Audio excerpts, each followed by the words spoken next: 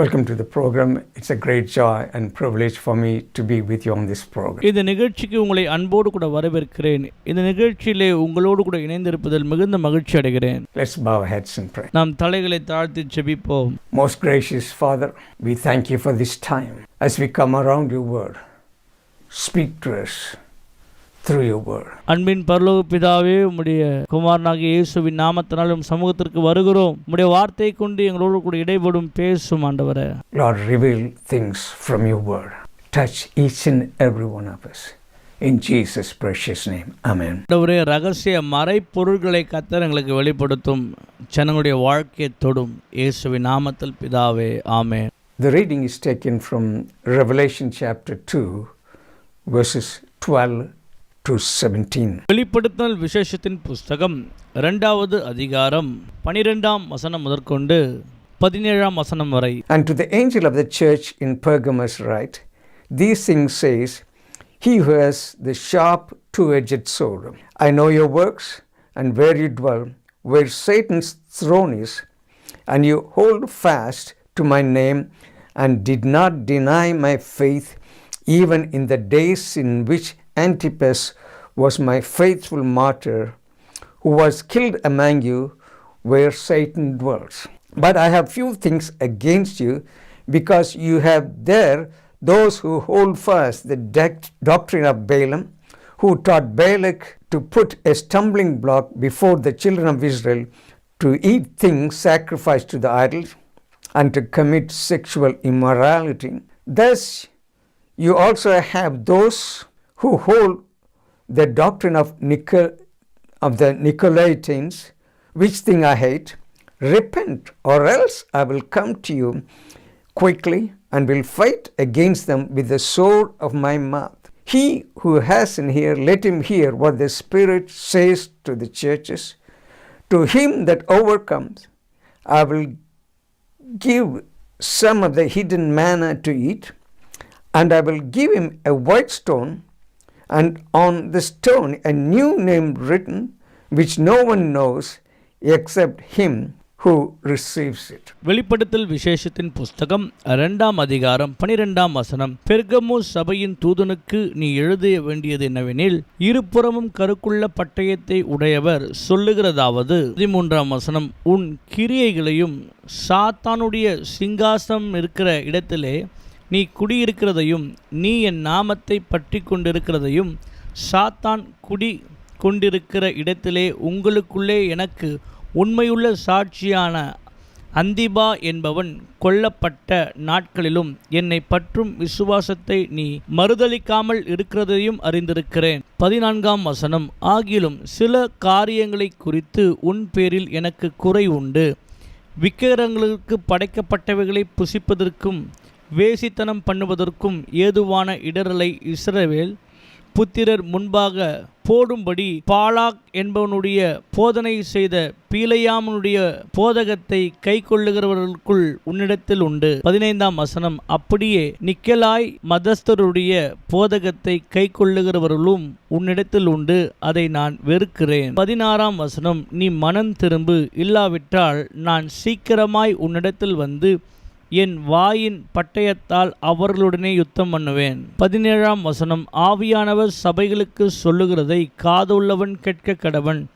ஜெயம் கொள்ளுகிறவனுக்கு நான் மறைவான மன்னாவை புசிக்க கொடுத்து அவனுக்கு வெண்மையான குறிக்கல்லையும் அந்த கல்லின் மேல் எழுதப்பட்டதும் அதை பெறுகிறவனே அன்றி வேறு ஒருவனும் அறியக்கூடாதுமாகிய புதிய நாமத்தை கொடுப்பேன் என்று எழுது.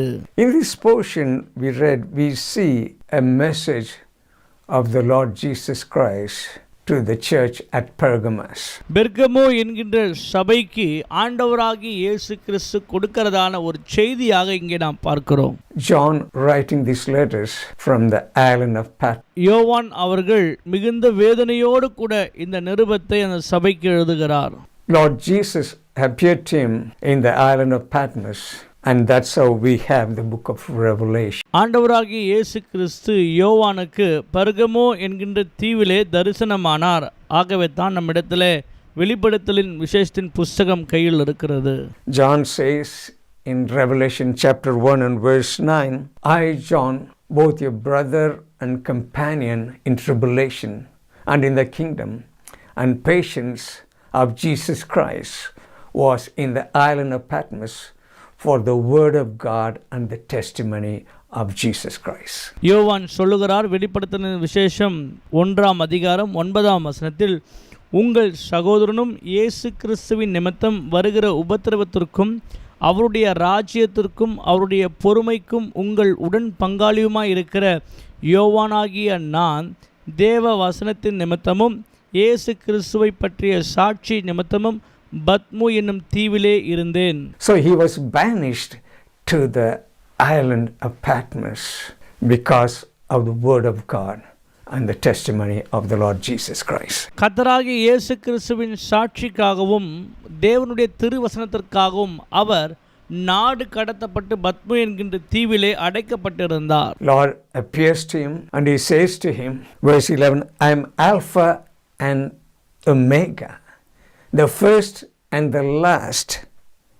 And what you see, write in a book and send it to the 7 churches in Asia. 11ஆம் வசனத்தில், அது நான் ஆல்பாவும் ஒமேகாவும் முந்தினவரும் பிந்தினவருமாய் இருக்கிறேன். நீ காண்கிறதை ஒரு புஸ்தகத்தில் எழுதி ஆசியாவில் இருக்கிற எபேசு, Smyrna, Pergamum, Thyatira, Sardis, Philadelphia, லவோதோக்கியா என்னும் பட்டணங்களில் உள்ள 7 சபைகளுக்கு அனுப்பு என்று விளம்பினது. To Ephesus, to Smyrna, to Pergamos, to Thyatira, to Sardis, to Philadelphia, and to Laodicea. Ephesus, Smyrna, Pergamum, Thyatira, Sardis, Philadelphia, Laodicea என்னும் பட்டணங்களில் உள்ள 7 சபைகளுக்கு அனுப்பும்படியாக கர்த்தர் சொன்னார். So John is writing 7 letters to 7 churches. யோவான் அவர்கள் 7 சபைகளுக்கு 7 கடிதங்களை எழுதுகிறதை இங்கே நாம் பார்க்கிறோம். This is the 3rd letter to this city in Pergamum. பெர்கமு என்கும் பட்டணத்தில் இருக்கிற இவர்களுக்கு இது 3ஆம் கடிதமாக அவர் எழுதுகிறார். Pergamum was Asia's capital for 250 years. பெர்கமு என்கின்ற பட்டணமானது ஆசியாவுடைய தலைநகரமாக 250 ஆண்டுகளாக இருந்தது. There was a church at Pergamum. It is most likely someone from Ephesus came and established the church in Pergamum. எபேசியில் இருக்கிறவர்கள் கடந்து வந்து பெர்கமுவில் இருக்கிறதான சபையை நிலைநாட்டினார்கள். அது மிகவும் முக்கியத்துவம் வாய்ந்த ஒரு சபையாக இடமாக அது இருந்தது. Paul was there in Ephesus for some time. So that's how the church at Ephesus Pergamum was established. அந்த தருணத்திலே அப்போஸ்தலராகிய பவுல் அங்கே இருக்கிறார். ஆகவே தான் எபேசியில் இருக்கிறவர்கள் கடந்து சென்று பெர்கமுவில் இருக்கிறதான சபையை கட்டி எழுப்பினார்கள். You know, the message to the church at Pergamum is relevant to us today. பெர்கமுவுக்கு கொடுத்ததான செய்தியானது இன்றைய காலகட்டத்தில் வாழ்கிறதான தேவ பிள்ளைகளுக்கும் உலகத்திற்கும் ஒத்து போகிறதாக இருக்கிறதை பார்க்கிறோம். For every letter, at the end of the letter we see, he who hath an ear, let him hear what the Spirit say to the churches. அதில் நாம் கடைசியாய் பார்க்கிறோம், காது உள்ளவன் கேட்க கடவன், சபைக்கு சொல்லுகிறதாவது கர்த்தருடைய பரிசுத்த ஆவியானவர் சொல்லுகிறதை காது உள்ளவன் கேட்க கடவன் என்று ஒவ்வொரு நிருபத்தின் கடைசியிலும் இந்த வார்த்தை இருக்கிறதை நாம் பார்க்கிறோம். So this message is not only to the church at Pergamum. இந்த செய்தியானது பெர்கமுவில் இருக்கிறதான சபைகளுக்கு மாத்திரமல்ல, it is relevant to you and me in the 21st century. சத்தியமானது 21ஆம் நூற்றாண்டில் வாழுகிறதான உங்களுக்கும் எனக்கும் உரியதாகவும் இருக்கிறது. Christ's message to this church is, do not compromise with the world. கர்த்தருடைய கிருபையின் செய்தி இந்த சபைக்கு என்னவென்றால், உலகத்தோடு கூட ஒத்து போக கூடாது என்பதாக தேவன் சொல்லினார். Because compromise corrupts. ஏனென்றால் ஒத்து போகிறது நம்முடைய வாழ்க்கையை கரைப்படுத்தி விடும் பிரியமானவர்களே.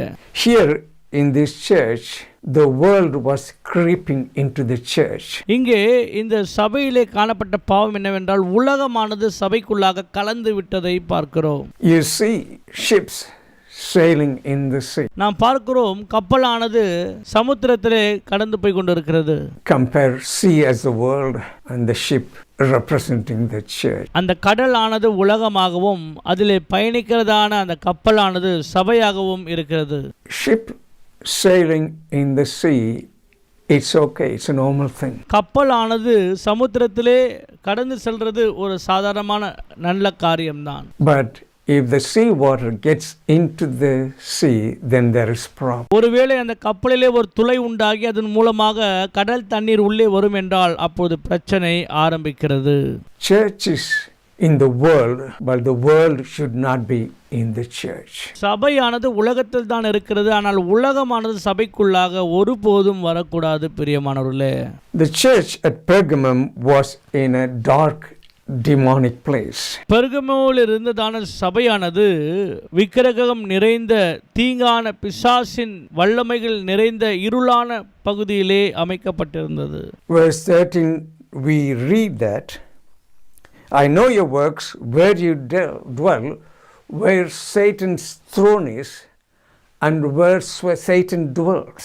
13ஆம் வசனம், உன் கிரியைகளையும் சாத்தானுடைய சிங்காசனம் இருக்கிற இடத்தில் நீ குடியிருக்கிறதையும் நீ என் நாமத்தை பற்றி கொண்டு இருக்கிறதையும் சாத்தான் குடியிருக்கிற இடத்திலே உங்களுக்குள்ளே எனக்கு உண்மையான சாட்சியான அந்திபா என்பவன் சொல்லப்பட்ட நாட்களிலும் என்னை பற்றும் விசுவாசத்தை நீ மறுதலியாமல் இருக்கிறதையும் அறிந்திருக்கிறேன். So the Lord Jesus knows everything. ஆக ஆண்டவராகிய இயேசு கிறிஸ்துவுக்கு எல்லாம் தெரியும். You know, Pergamum was filled with palaces, temples and idols. பர்கமு பட்டணமானது அநேக அரண்மனைகளும் விக்கிரக கோட்டைகளும் நிறைந்ததாக காணப்படுகிறது. It was an important center of worship. அது ஆராதனையின் முக்கிய மைய புள்ளியாக காணப்பட்டது. There were temples dedicated to God of Zeus. Zeus என்னும் தேவனுக்கு ஒப்புக்கொடுக்கப்பட்ட சில ஆலயங்கள் அங்கே இருந்ததை பார்க்கிறோம். And Asclepius and other gods as well. மற்ற விக்கிரகமான தேவர்கள் அந்த இடத்திலே குடியிருந்ததை நாம் பார்க்கிறோம். The city was filled with idolatry and immorality. அந்த பட்டணமானது வேசித்தனம், விபச்சாரம் மற்றும் விக்கிரக ஆராதனையினால் நிரப்பப்பட்டதாய் இருக்கிறது. There was a massive altar for God of Zeus in Pergamum. பெர்கமு பட்டணத்திலே ஜியஸ் என்னும் அந்த தேவனுக்கென்று மாபெரும் ஒரு பலிபீடம் அங்கே உண்டாக்கப்பட்டிருக்கிறதை வசனத்திலே நாம் வாசிக்கலாம். There was a temple for God of healing. It's called Asclepius. அஸ்கலிப்பியஸ் என்று சொல்லக்கூடிய ஒரு விக்கிரக தெய்வமானது சுகப்படுத்துகிற தெய்வமாக அவர்களால் கொண்டாடப்பட்டது. The symbol of that god is a snake around a pole. அவர்கள் பாம்பை வைத்து அதை நம்பிக்கையாக வழிபடுகிற ஒரு காரியத்தை நாம் இங்கே பார்க்கிறோம். You can even see that now sometimes in pharmacies. அதே சர்பத்தை தான் இன்றைக்கும் கூட மருத்துவத் துறையிலே நாம் பார்க்க முடியும். So what the people with sickness will go to this temple of Asclepius. வியாதிப்பட்ட மனிதர்கள் அஸ்கலிப்பியஸ் என்று சொல்லக்கூடிய இந்த விக்கிரக கோவிலுக்கு சென்று They would, in this temple, they would have non-poisonous snakes moving around. இந்த கோவிலுக்குள்ளாக விஷமற்ற பாம்புகள் உலாவிக் கொண்டு இருப்பதற்கென்று இடம் உண்டு. People with sickness will go and lie down there on the floor. வியாதிப்பட்ட மனிதர்கள் அந்த கோவிலுக்குள்ளாக சென்று அங்கே படுத்துக் கொள்வார்கள். And wait for the snakes to go over them. So if one of those snakes goes over someone with the sickness, they believe they were blessed with healing. இங்கே போய் படுத்திருக்கிற அவர்கள் மீது பாம்புகள் சுற்றி வர ஏறி வருவதற்கென்று காத்திருப்பார்கள். அப்படி அந்த பாம்புகள் அவர்கள் மீது ஏறி சென்றால் அவர்களுடைய விசுவாசம் என்னவென்றால் நாங்கள் சுகமடைவோம் என்பதாக. There was a lot of idol worship going there. Not only that, there was emperor worship. One day in a year, every year, everyone as to sacrifice. மாத்திரமல்ல அங்க அநேக விக்கிரக ஆராதனைகள் தொடர்ச்சியாய் நடந்து கொண்டிருக்கும். அது மாத்திரம் அந்த ராஜாவையும் அவர்கள் ஆராதிப்பார்கள். வருடத்தில் ஒரு முறையாவது அவர்கள் அங்கே பலி இட வேண்டியது மிகவும் அவசியமாக இருக்கிறது. You have to have a sacrifice for the emperor. அவர்கள் நரபலிகளை அங்கே இருக்கிறதான பிரபுக்களுக்கு ஒப்பு கொடுக்க வேண்டியதாய் காணப்படுகிறது. If they didn't, you will certainly be put to death. ஒருவேளை நீங்கள் அப்படிப்பட்ட பலிகளை செலுத்தாமல் இருப்பீர்கள் என்றால் உங்களுக்கு மரண தண்டனையும் நேரிடும். Christians said Jesus is Lord and we will not offer sacrifice to Caesar. நம்முடைய ஆண்டவராகிய இயேசு கிறிஸ்து ஒருபோதும் எந்தவிதமான பலியும் எதிர்பார்க்கிற தேவன் அல்ல. So you see, the city of Pergamum was engulfed in paganism, engulfed in morality, and also engulfed in idolatry. பர்கமோ என்கின்ற இந்த பட்டணமானது முழுவதும் விக்கிரக ஆராதனை, வேசித்தனம், விபச்சாரம் போன்ற களியாட்டுகளால் நிரம்பி இருக்கிற ஒரு பட்டணமாய் காணப்படுகிறது. That's why Jesus says here, I know your works, I know you dwell where Satan's throne is and where Satan dwells. இயேசு அதற்காக தான் அவர்களை பார்த்து சொல்லுகிறார். 13ஆம் வசனம், உன் கிரியைகளையும் சாத்தானுடைய சிங்காசனம் இருக்கிற இடத்தில் நீ குடியிருக்கிறதையும் நீ என் நாமத்தை பற்றி கொண்டிருக்கிறதையும் சாத்தான் குடியிருக்கிற இடத்திலே உங்களுக்குள்ளே எனக்கு உண்மையுள்ள சாட்சியான அந்திபா என்பவனும் கொல்லப்பட்ட நாட்களிலும் என்னை பற்றும் விசுவாசத்தை நீ மறுதலிக்காமல் இருக்கிறதையும் அறிந்திருக்கிறேன் என்று ஆண்டவர் இவர்களை குறித்து சாட்சி சொல்லுகிறார். So Christians were living in this situation and they were having trouble. கிறிஸ்தவர்களாக இருக்கக்கூடிய நாம் இப்பேற்பட்ட கொடிய காலத்திலே வாழ்கிறோம். அது நிமித்தமாக அநேக பிரச்சனைகளையும் போராட்டங்களையும் சந்திக்க வேண்டியதாக இருக்கிறது. And also there was a notable thing in Pergamum. They had a library with 200,000 volumes of books. அது மாத்திரமல்ல, அங்கே லைப்ரரி இருந்தது. அங்கே கிட்டத்தட்ட 2 லட்சத்துக்கும் மேலான புஸ்தகங்கள் இருக்கிறதை நாம் பார்க்கிறோம். During those times there were no printing press. These volumes were all handwritten. அந்த நாட்களிலே அச்சு பதிப்பகம் இல்லாத இருந்தபடினாலே இவைகள் எல்லாம் கையெழுத்தாய் எழுதப்பட்டவைகள். Because of the library, it was an important center for education, culture and learning as well. இப்பேற்பட்ட அதிக புஸ்தகங்கள் உடைய ஒரு பட்டணமாக இருந்தபடினாலே அது கலாச்சாரத்திற்கும் படிப்பிற்கும் கல்விக்கும் மிக முக்கியத்துவம் வாய்ந்த ஒரு பட்டணமாய் காணப்பட்டது. So in every letter you will see Jesus gives himself a title. ஒவ்வொரு நிருபத்திற்கும் நம்முடைய ஆண்டவராகிய இயேசு கிறிஸ்து ஒரு தலைப்பை வைக்கிறதை இங்கே பார்க்கிறோம். There is a commendation. ஒவ்வொன்றுக்கும் ஒரு தலைமையை சொல்லுகிறார். He has a complaint. அது மாத்திரமல்ல, ஒவ்வொரு சபைக்கும் ஒரு குறையும் இருக்கிறதை சொல்லுகிறார். And how they can correct themselves. And also he gives a reward for them at the end. எப்படி தங்கள் வாழ்க்கையை சரி செய்து கொள்வது மற்றும் ஒவ்வொரு காரியத்திற்கும் தேவன் கடைசியிலே பரிசளிக்கிறவராய் காணப்படுகிறார். This is how each letter is written here. இப்படிதான் ஒவ்வொரு நிருபமும் இங்கே எழுதப்பட்டிருக்கிறது. So in this church to Pergamum, his description, his title is He who has a two-edged sword. That's what he says right in the beginning.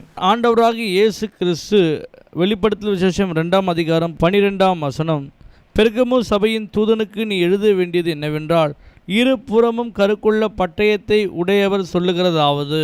Jesus says, I know your works, I know where you dwell. இயேசு சொல்லுகிறார், உன் கிரியைகளை அறிந்திருக்கிறேன், நீ எங்கே இருக்கிறாய் என்பதையும் நான் அறிந்திருக்கிறேன் என்று சொல்லுகிறார். So we looked at it where looked at so many different things about the temples and everything.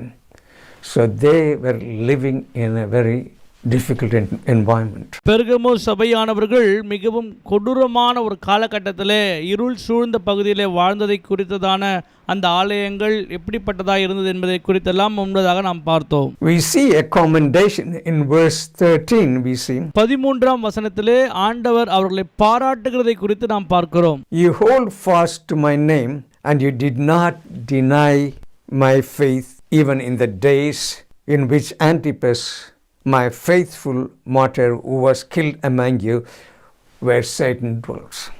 13ஆம் வசனம், உன் கிரியைகளையும் சாத்தானுடைய சிங்காசனம் இருக்கிற இடத்தில் நீ குடியிருக்கிறதையும் நீ என் நாமத்தை பற்றி கொண்டிருக்கிறதையும் சாத்தான் குடியிருக்கிற இடத்திலே உங்களுக்குள்ளே எனக்கு உண்மையுள்ள சாட்சியாகிய அந்திபா என்பவன் கொல்லப்பட்ட நாட்களிலும் என்னை பற்றும் விசுவாசத்தை நீ மறுதலிக்காமல் இருக்கிறதையும் அறிந்திருக்கிறேன்.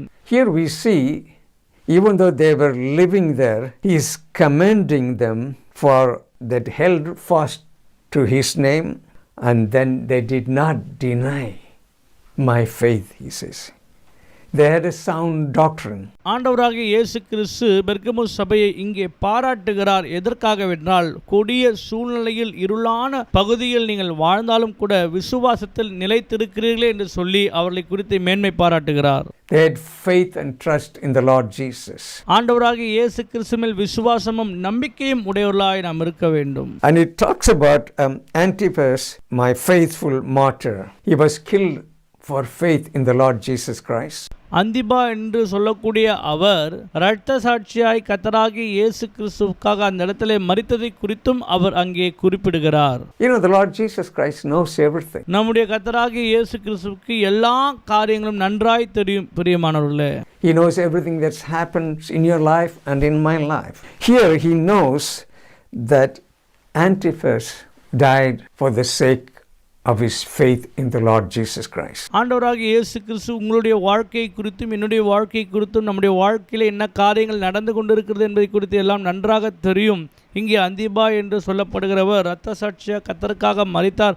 அதையும் அவர் அறிந்து அதை குறிப்பிட்டிருக்கிறதை நாம் இங்கே பார்க்கிறோம். He was put in a big brass bowl. மாபெரும் வெண்கல தொட்டியிலே போடப்பட்டார். They heated it and he was incinerated in that brass bowl for faith in the Lord Jesus Christ. கர்த்தராகிய இயேசு கிறிஸ்து மேல் வைத்திருந்த விசுவாசத்தின் நிமித்தமாக அந்த வெண்கல தொட்டிக்குள்ளாக அவர் போடப்பட்ட பொழுது அவர் அமைதியாக இருந்தார். So he commends them for that. ஆக அந்த செயலுக்காக ஆண்டவர் அவரை பாராட்டுகிறதை இங்கே நாம் பார்க்கிறோம். He has a complaint for them. He says, "I have few things against you." பாராட்டுக்கு பின்பதாக சில குற்ற காரியங்களையும் குறித்தும் ஆண்டவர் இங்கே அவர்களுக்கு குறிப்பிட்டு சொல்லுகிறார்.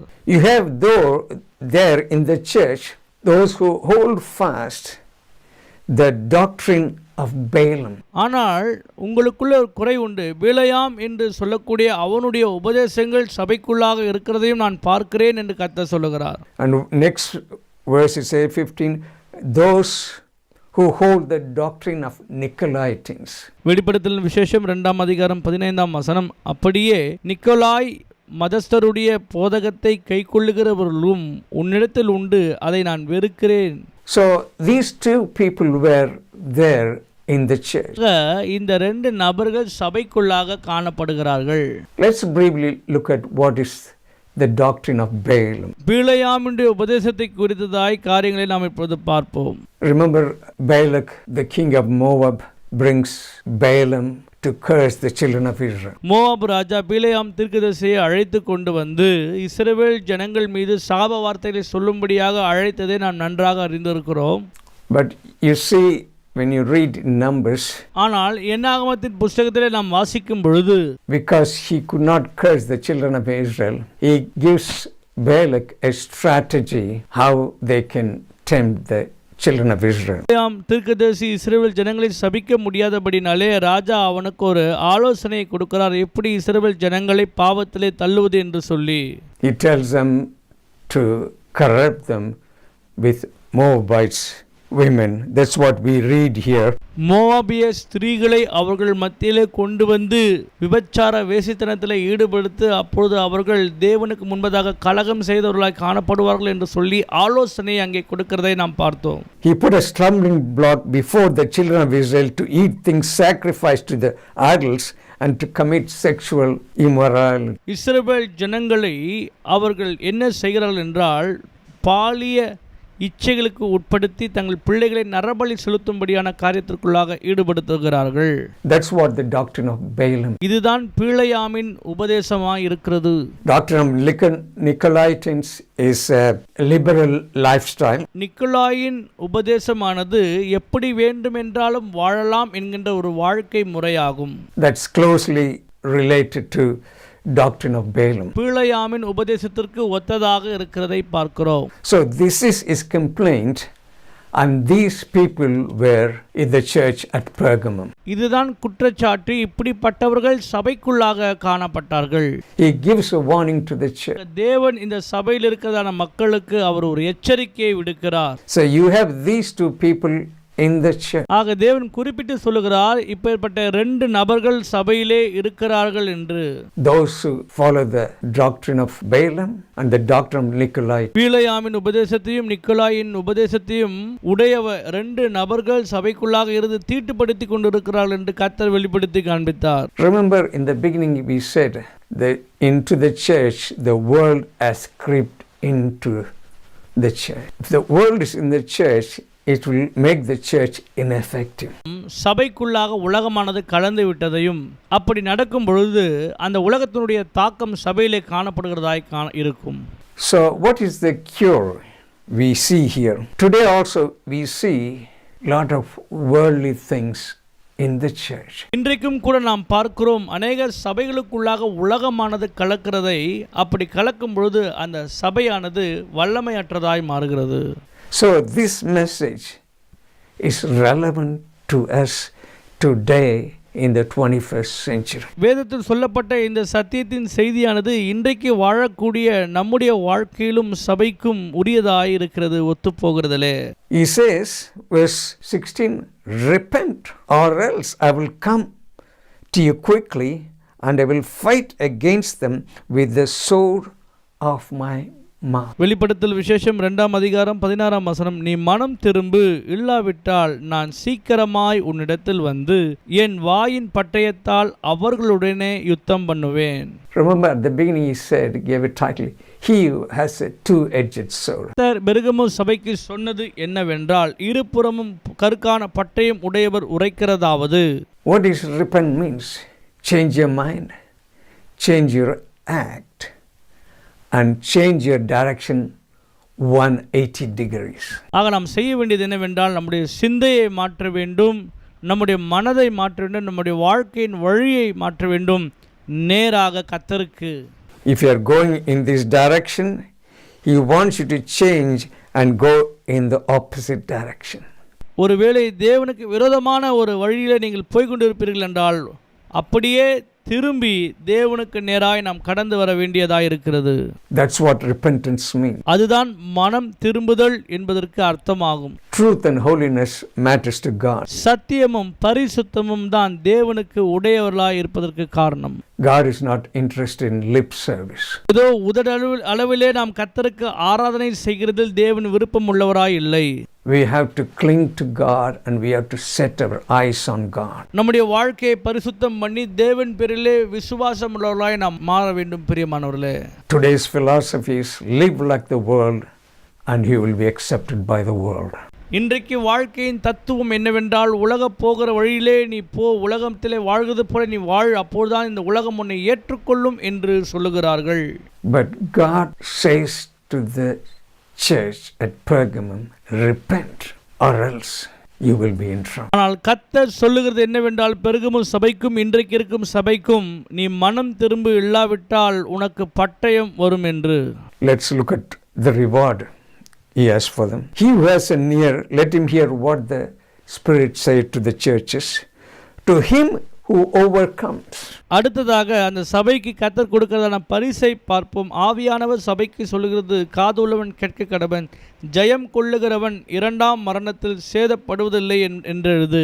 He is talking about overcomer. ஜெயம் கொள்ளுகிறவன் என்பதை குறித்து இங்கே சொல்லுகிறார். To him who overcomes, ஜெயம் கொள்ளுகிறவன் எவனோ, I will give to him some of the hidden manna to eat, and I will give him a white stone, and on a stone a new name written, which no one knows except the one who receives it.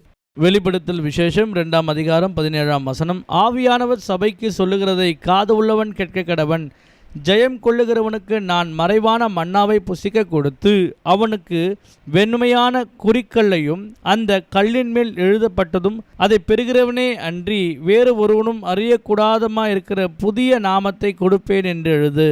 Who is the overcomer? யார் ஜெயம் கொள்ளுகிறவர்கள்? For whosoever is born of God overcome the world, and this is the victory that overcometh the world, even our faith. Who is he that overcometh the world?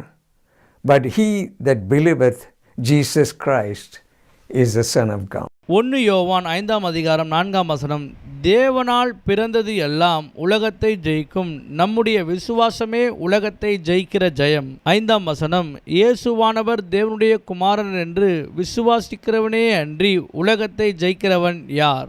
So overcomer is the person who believes that Jesus Christ is the Son of God. யார் ஜெயம் கொள்ளுவார்கள் என்றால், கர்த்தராகிய இயேசு கிறிஸ்து பிதாவாகிய தேவனுடைய குமாரன் என்று விசுவாசிக்கிறவன் எவனோ அவனே ஜெயம் கொள்ளுவான்.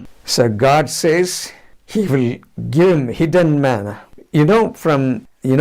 Manna was the supernatural provision God provided for the children of Israel in the wilderness.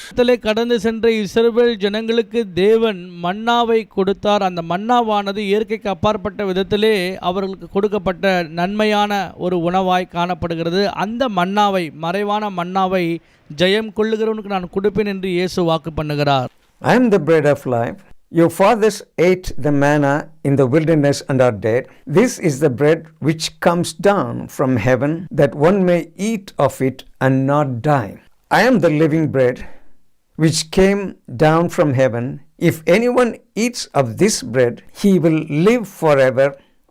And the bread that I shall give is my flesh, which I shall give for the life of the world. யோவானுக்கு எழுதின சுவிசேஷத்தின் புஸ்தகம் 6ஆம் அதிகாரம் 48ஆம் வசனம், ஜீவ அப்பம் நானே. உங்கள் பிதாக்கள் வனாந்தரத்திலே மன்னாவை புசித்திருந்தும் மரித்தார்கள்.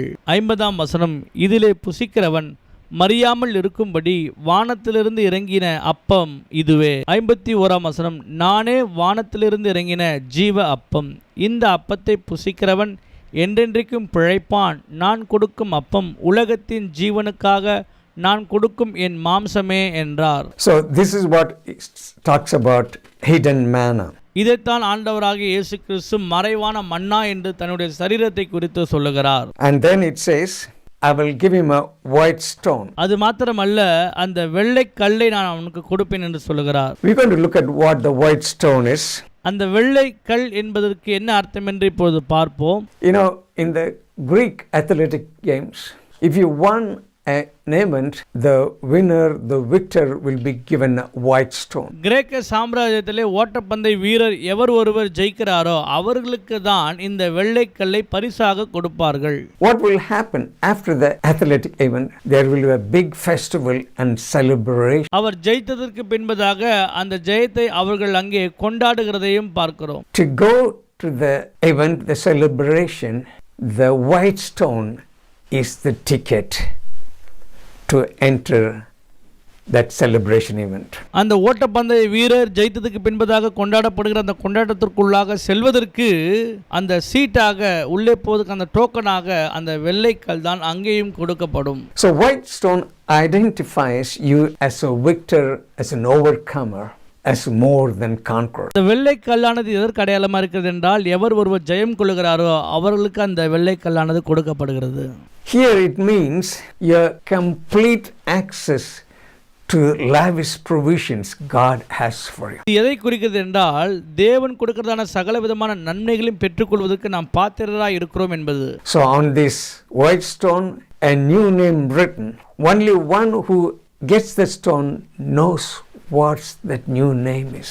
No one else. யார் அந்த வெள்ளை கல்லை பெற்றுக்கொள்கிறார்களோ அவர்களுக்கு தான் ஜெயமும் புதிய நாமத்தையும் ஆண்டவர் தரிப்பேன் என்று சொல்லுகிறார். So God has a new name for you in heaven. பரலோகத்திலே கர்த்தர் நமக்கு புதிய நாமத்தை கொடுப்பேன் என்று வாக்கு பண்ணியிருக்கிறார். This white stone with the new name will give you access to the marriage supper of the Lamb. இந்த வெள்ளை கல்லும் பெறுகிற இந்த ஜெயமும் ஆட்டுக்குட்டியானுடைய கல்யாணத்துக்கு போகும்படியான வாய்ப்பை நமக்கு கொடுக்கிறதா இருக்கிறது. It says overcomer will be given a white stone with a name written, means everyone is loved by God and known by God. இந்த வெள்ளை கல்லை பெற்ற புதிய நாமத்தோடு கூட இருக்கிற ஒவ்வொருவரும் இந்த கொண்டாட்டத்திற்குள்ளாக நுழைய முடியும். ஆக தேவன் ஒவ்வொருவரையும் நேசிக்கிறவராய் காணப்படுகிறார். So what he wants us to do as church, the message is, do not live in compromise. ஆக தேவன் சபைக்கு எப்படி இருக்க வேண்டும் என்று விரும்புகிறார் என்றால், நாம் ஜெயம் கொள்ளுகிறவர்களாய், இந்த உலகத்தை ஜெயிக்கிறவர்களாய் இருக்க வேண்டும். Repent and get back where you should be. நாம் மனம் திரும்பி தேவனோடு கூட மீண்டுமாக மனம் பொருந்தினவர்களாய் மாற வேண்டும். As I repent means a total turnaround. கர்த்தரையே சார்ந்து என்றால் முழு மனதாய் அவரிடத்திலே திரும்ப வேண்டும். You know, the Spirit of God speaks through the Word of God. கர்த்தருடைய ஆவியானவர் கர்த்தருடைய வார்த்தை கொண்டு நம்மோடு கூட பேசிக் கொண்டிருக்கிறார். To the people of God, to transform them into the image of Jesus Christ. அவருடைய ஜனங்களோடு கூட அவர் பேசி மறுரூபப்படுத்துகிறார். எப்படி என்றால், கர்த்தராகிய இயேசு கிறிஸ்துவின் சாயலுக்கு ஒப்பாய் நாம் மாறும்படியாக. Let's bow our heads and pray. நாம் தலைகளை தாழ்த்தி செபிப்போம். Maybe you've gone away from God. Maybe you've lived in compromise. You want to come back to God. The message is for ஒருவேளை தேவனை விட்டு நீங்கள் பின்வாங்கி போயிருக்கலாம், தேவனுடைய வழியிலிருந்து தவறி போயிருக்கலாம். நீங்கள் மீண்டுமாக ஆண்டவரிடத்தில் வர வேண்டும் என்று விரும்பினால் இந்த செய்தி உங்களுக்கானது. The Spirit of God is speaking through His Word to transform you. Repeat this prayer after me. கர்த்தருடைய ஆவியானவர் கர்த்தருடைய வார்த்தையை கொண்டு உங்களுடைய வாழ்க்கையை மறுரூபப்படுத்தும்படியாக இப்போது பேசிக் கொண்டிருக்கிறார். நான் சொல்லுகிற ஜெபத்தை எனக்கு பின்பதாக சொல்லுங்கள். Loving Heavenly Father, I come to you in the name of your Son Jesus. Thank you, Lord, dying for me on the cross of Calvary and taking all my sins away. அன்பின் பரலோக பிதாவே, குமாரனாகிய இயேசு கிறிஸ்துவின் நாமத்தினாலே உங்கள் சமூகத்திற்கு வருகிறோம். ஆண்டவரே, உமக்கு ஸ்தோத்திரம். எனக்காக நீர் கல்வாரி சிலுவையிலே மரித்தீர். I repent of my sins. Forgive my sins. Cleanse me from all unrighteousness. I accept you as Lord and Savior in my life. Amen. இயேசுவே, என்னுடைய எல்லா பாவங்களையும் அக்கிரமங்களையும் கழுவி என்னை பரிசுத்தப்படுத்தும். என்னுடைய எல்லா பாவத்திலிருந்து மனம் திரும்புகிறேன். உம்மை என்னுடைய ஆண்டவரும் இரட்சகருமாய் ஏற்றுக்கொள்கிறேன். என்னை ஆசீர்வதியும். இயேசுவின் நாமத்தில் பிதாவே, ஆமென். If you prayed this prayer, you need to go and have fellowship in a local church. நீங்கள் இந்த ஜெபத்தை செய்திருப்பீர்கள் என்றால், உங்களுக்கு அருகாமையில் உள்ள திருச்சபைக்கு சென்று அங்கே நீங்கள் தொடர்ந்து ஐக்கிய வைத்துக் கொள்ளுங்கள். Just going to pray prayer for everyone else. நம்முடைய தேவைகளுக்காக இப்போது ஜெபிக்க போகிறோம். Loving Heavenly Father, we thank you for the message. Lord, you want us to be ready. You want us to be in the world, effective for you, not the world inside of us. அன்பின் பிதாவே, இயேசுவின் நாமத்தினாலே ஸ்தோத்திரிக்கிறோம். ஆண்டவரே, இந்த உலகத்திலே இருக்கிறதான நாங்கள் இந்த உலகத்திலே உமக்காக ஜீவிக்கிறவர்களாய் வாழ வேண்டும். இந்த உலகம் எங்களுக்குள்ளாக வராதபடிக்கு நாங்கள் இருக்க எங்களுக்கு உதவி செய்யும். Lord, I pray that you will speak to each and every one of us. ஆண்டவரே, நான் ஜெபிக்கிறேன். நீர் எங்களோடு கூட இடைப்பட்டிருக்கிறீர். ஒவ்வொருத்தரோடும் தனிப்பட்ட விதத்தில் நீர் பேசியிருக்கிறீர். If you're not living right, Lord, help us to repent and come back to you. Lord, I pray that you will touch and change each and every one of us. We give you all the glory in Jesus' mighty name. Amen. ஆண்டவரே, இந்த வேளையிலே ஜெபிக்கிறோம். உம்மை விட்டு பின்மாறி போன நம்முடைய ஜனங்கள் ஒவ்வொருவரும் மீண்டுமாய் உம்முடைய சமூகத்திற்கு கொண்டு வருவீராக. ஆதி அன்புக்கு அவர்கள் திரும்புவார்களாக. அவருடைய வாழ்க்கையில் காணப்படுகிற எல்லா பிரச்சனைகள், போராட்டங்கள் இயேசுவின் நாமத்தில் மாறும்படியாக ஜெபிக்கிறேன். அப்பா, உம்முடைய பிள்ளைகளை கர்த்தர் வாழ்ந்திருக்க செய்யுங்க, ஆசீர்வதிங்க. இயேசுவின் நாமத்தில் பிதாவே, ஆமென்.